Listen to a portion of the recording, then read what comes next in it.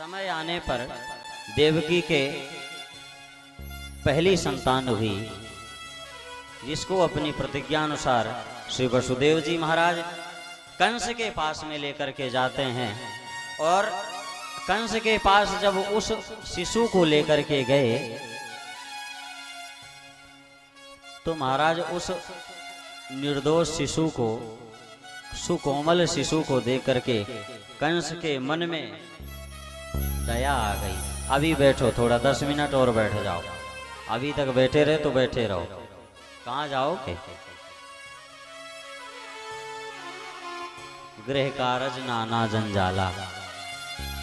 ये केवल एक दिन का है, केवल एक दिन का है, जब तक जीवन रहेगा तब तक का है। सरई गांव में यह भागवत की कथा इस डेट में, इस मुहूर्त में, इस समय में आज जो मिल रही है, आगे हो सकती है, लेकिन यह श्वास श्वास में कृष्ण भज, वृथा श्वास मत खोय, ना जाने इस श्वास कई आवन हो ये न हो। तो हम यह नहीं कहते कि चलते फिरते उठते बैठते दिन भर माला लिए जपते रहो, लेकिन जब तक कथा चल रही है तब तक, अभी तक बैठे रहे तो 10 मिनट और सही, ठीक है? अब कोई उठ करके जाना भी नहीं।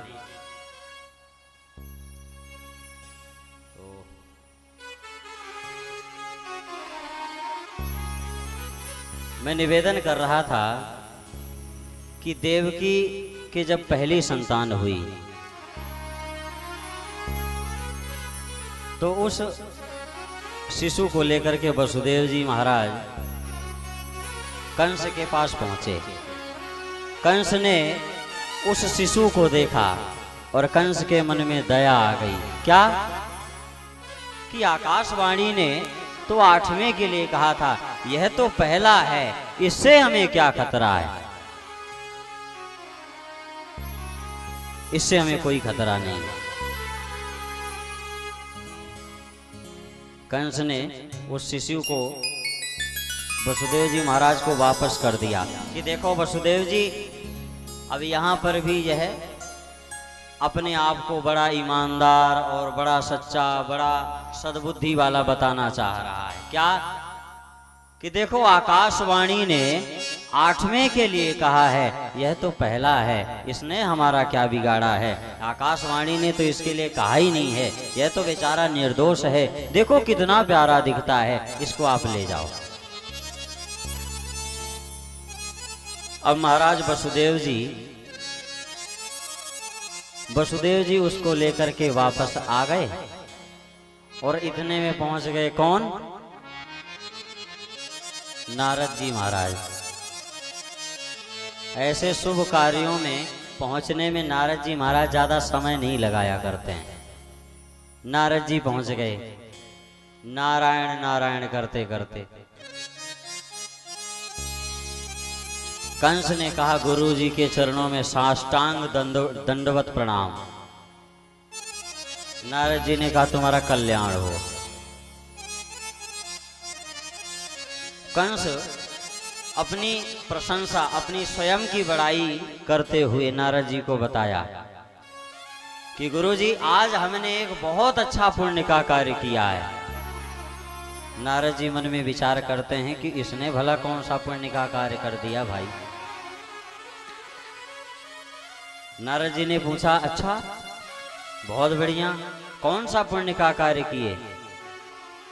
तो वह बताता है कि आकाशवाणी ने कहा था कि देवकी की 8वीं संतान, देवकी का 8वां गर्भ तेरा काल होगा, तुझे मार डालेगा।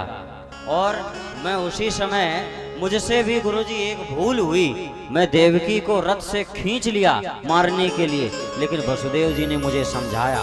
वसुदेव जी ने मेरे से प्रतिज्ञा की कि मैं इस देवकी का पहले से लेकर के 8वें तक जितनी भी संतानें होंगी सब मैं तुम्हें ला करके दे दूंगा, फिर तुम्हारी जो इच्छा हो कंस तुम वो करना।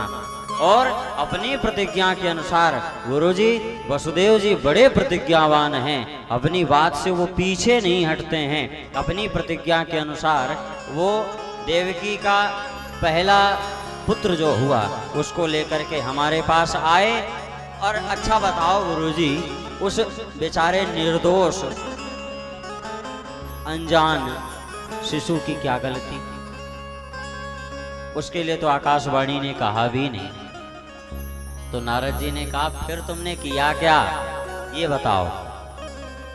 तो बोला गुरुजी हमें तो बड़ी दया आ गई और हमने उस शिशु को वापस कर दिया, हमने उसका वध नहीं किया।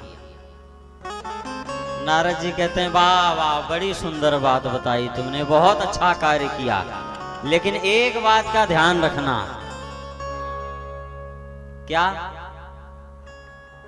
बोले ये देवता जो है ना, ये बड़े छलिया होते हैं, इनकी बातों पर भरोसा नहीं करना जल्दी। कैसे गुरुजी? वहीं पर एक गुलाब का फूल उठाए और उससे गिनना चालू किए। बोले राजन तुम गिनो, कंस तुम गिनो, इस गुलाब के फूल में 8वें नंबर पहली कौन पंखुड़ी है और 8वें नंबर की पंखुड़ी कौन है? बोले गुरुजी बात समझ में नहीं आई। अपना पंजा ऐसे कर दिए। बोले इन 5 में से बताओ पहली कौन है और 5वीं कौन है? बोले गुरुजी जहां से शुरू करो वही 5वीं हो जाती है और हर बार 5वीं बदल जाती है। नारद जी ने कहा बस हम यही तो तुम्हें बताना चाह रहे हैं कि ये देवता ऐसे ही हैं, कहेंगे 8वें की और आएंगे पहले में, तो इनकी बातों पर तुम ज्यादा भरोसा नहीं करना, जरा संभल करके रहना। अब नारद जी महाराज इतना ज्ञान दे करके वहां से प्रस्थान कर लिए। अब अभी बताया गया ना कि झूठ ज्यादा देर तक नहीं रह सकता महाराज। झूठ मूठ का प्रेम